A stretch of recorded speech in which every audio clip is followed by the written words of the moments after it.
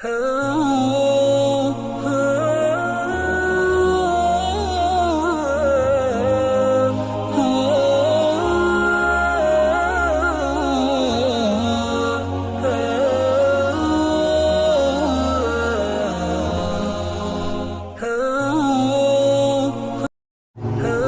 آدم کے زمانے سے دنیا کا یہی شیوا رہا ہے فرزند۔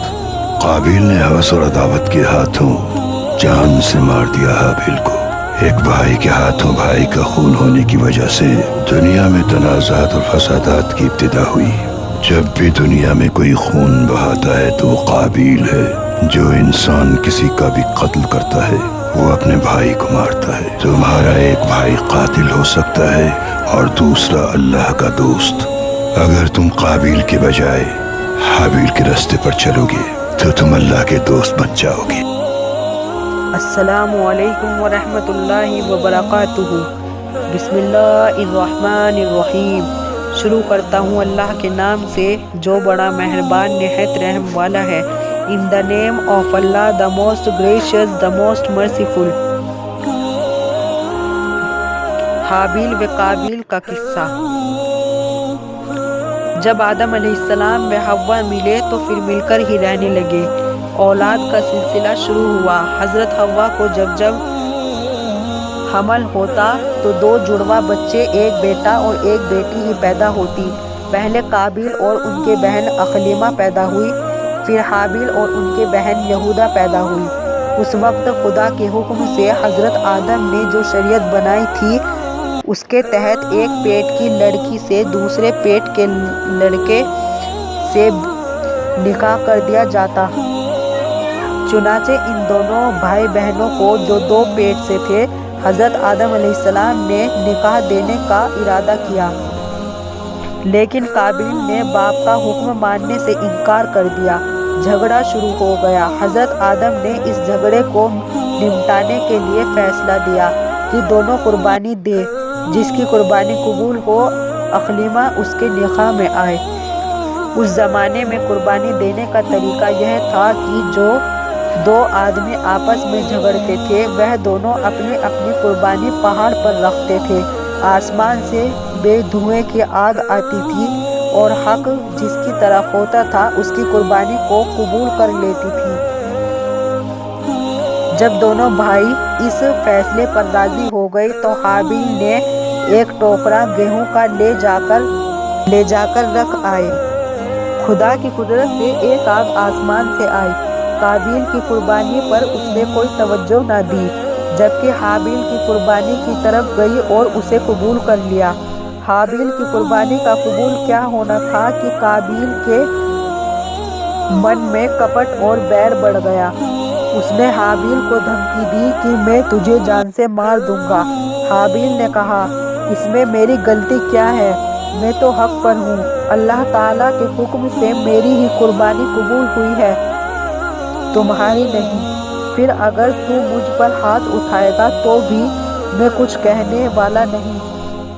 پھر پتھر دل قابیل نے موقع دیکھ کر مظلوم حابیل کے سر پر شیطان کے بہکاوے میں آ کر ایسا پتھر مارا کہ بیچارہ بھائی شہید ہو گیا۔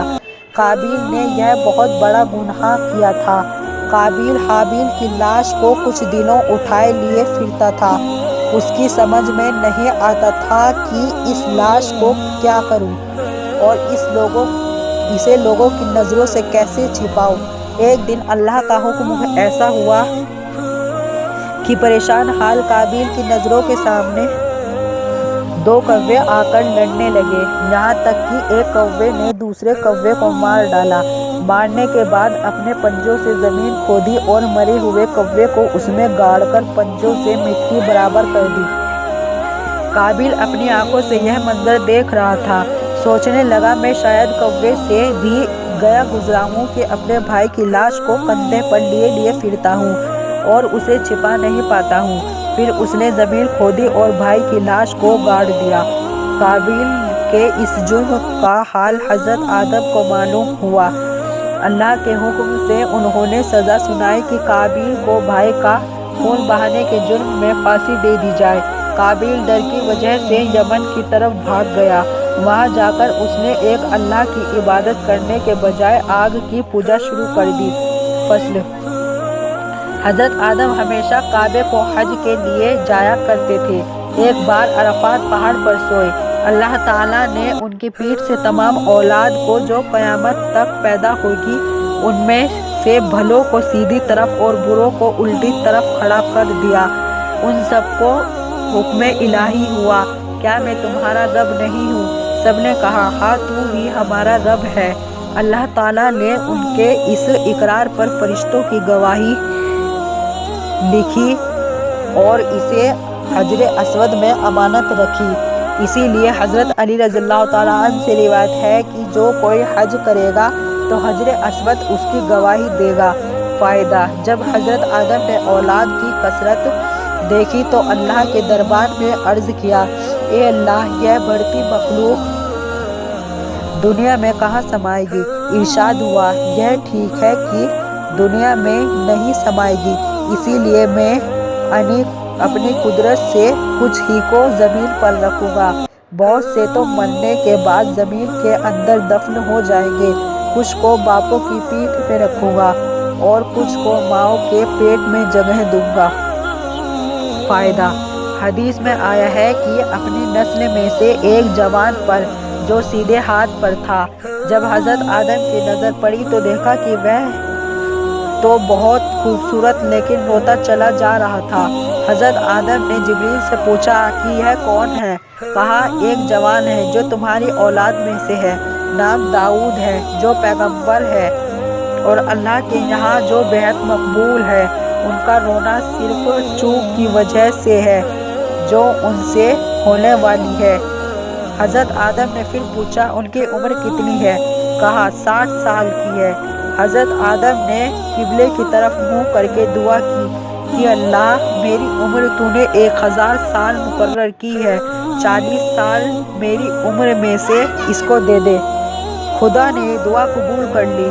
جب حضرت آدم کی عمر کے 960 سال پورے ہو گئے اور عزرائیل روح قبض کرنے آ پہنچے تو حضرت آدم نے فرمایا، ابھی تو 40 سال عمر کے باقی ہیں۔ حضرت عزرائیل نے کہا، یہ 40 سال تو عہد کے دن آپ نے حضرت داؤد کو دے دیے ہیں۔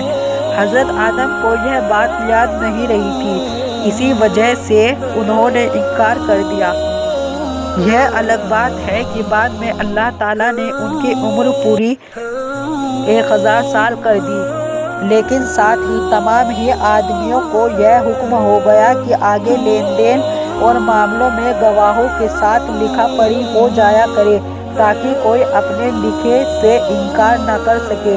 جب حضرت آدم بہت زیادہ بیمار ہوئے تب ان کو جنت کے میووں کی بڑی خواہش ہوئی۔